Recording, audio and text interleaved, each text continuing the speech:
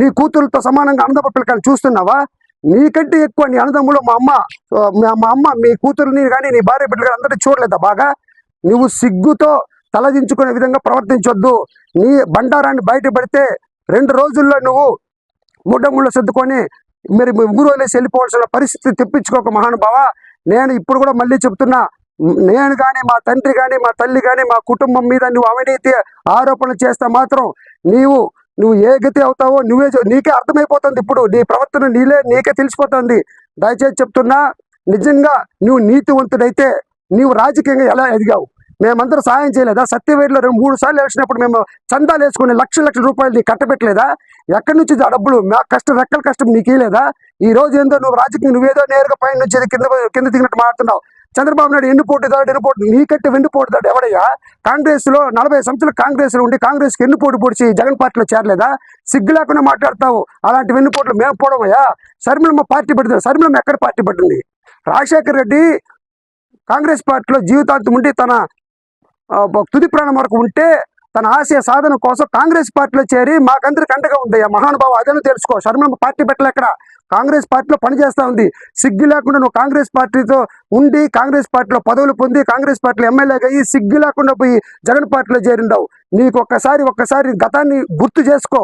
నీ అవినీతి ఏందో నీకే తెలుస్తుంది. నీ పనికిమాలిన చేతలు నీ పనికిమాలిన మాటల వల్ల విస్తుపోయి చచ్చిపోతుంటారు జనాలు. దయచేసి ఒకటే చివరిగా చెప్తున్నా, భూములు అంటావు. నువ్వు చాలా ఇంటర్వ్యూలు చెప్పినావు. నీకు 1 సెంటు భూమి లేదు, మొత్తం మా మామ సంపచ్చిందన్నావు. మీ మేనమామను సాకింది మా అమ్మ. భూములంతా మాకు ఇచ్చిన అన్నావు. నిజంగా మాకు భూములు ఇచ్చినావా? బహిరంగ సభకి రా, మాట్లాడదాం. సిగ్గు లేకుండా మా తల్లికి ఇచ్చిన భూములను కూడా మీ భార్య పేరు మీద రాసుకుని దొంగతనంగా ఈ రోజు దోచుకొని పోయినావు. ఇవన్నీ బయట పెట్టకూడదనుకుండా ఈ రోజు మళ్ళీ పెట్టవలసిన అవసరం వచ్చింది కాబట్టి చెబుతున్నా.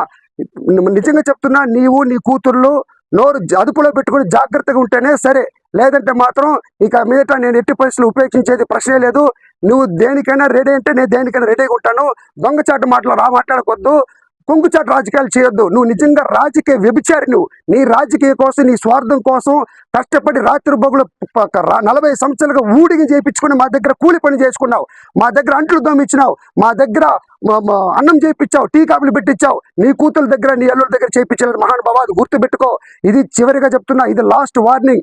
ఇంకొకసారి మా తండ్రి గురించి నోరు జారితే నీకు 2 నాలుకలని అందరూ చెప్తా ఉంటారు. నీకు 2 కాదు స్వామి, నీకు 100 నాలుకలు ఉంది. 100 నాలుకలు 100 రకాలుగా మాట్లాడుతుంది. ఈసారి చెబుతున్నా, నీకు దమ్ము ధైర్యం ఉంటే రైట్గా కేసు ఓపెన్ చేయి. మా నాయన మీద కేసు రీఓపెన్ చేయి, నిరూపించు. లేదా నోరు అదుపులో పెట్టుకో. 3వ లాస్ట్ పాయింట్ ఒకటి చెప్తున్నా. సొంత చెల్లె సావిత్రమ్మ గుర్తుందా నీకు? చనిపోయింది. ఎందుకు చనిపోయింది? నీ వల్ల కదా? నీ వల్ల ఆత్మహత్య చేసుకోలేదా? సొంత చెల్లెలు కష్టాల్లో నీ గడప దగ్గరకు వస్తే నా గడప ఎక్కొద్దు, మర్యాదగా బయట పోని తరుముకున్నావే నువ్వు నా భార్య. ఆ మనస్తాపం చెంది ఆమె పోయి సూసైడ్ చేసుకోలేదా? ఆ తల్లిదండ్రులు లేని బిడ్డలు మా తమ్ముడిని ఎత్తుకుని జైల్లో పెట్టలేదని నువ్వు నిరూపించు. కాని పక్కన నువ్వు సత్యం చేయి. మా తమ్ముడిని చరణ్ రాజుని ఎత్తుకుని నువ్వు జైల్లో పెట్టలేదు, నువ్వు నిరూపించు. నువ్వు మగాడైతే ఆ రోజు నీ కాళ్ళ మీద వచ్చి నేను పడతాను. అంతేగాని ఈ రకంగా చిల్లర రాజకీయాలు చేయొద్దు. మా పిల్లనిచ్చిన మామిట్లో నువ్వు మందు పెట్టలేదా? 2014లో మందు పెట్టి మళ్ళీ వాడిని ఎత్తి కేసులు పెట్టించి ఇరికిచ్చి జైలుకి పంపించిన మహానుభావుడు నువ్వు. దయచేసి చెప్తున్నా, ఇక మీదట నోరు అదుపులో పెట్టుకోకపోతే నీ చరిత్ర మొత్తం గుట్టు మొత్తం ఇప్పేస్తాను. తర్వాత నీ ఇష్టం. మళ్ళీ ఇంకొకసారి నా జోలికి మా తల్లిదండ్రుల జోలికి వస్తే మాత్రం నేను నిజంగానే కూడా ఇంకా నేను ఉపేక్షించలేదని నేను మనస్ఫూర్తిగా కోరుకుంటూ విన్నవించుకుంటాను.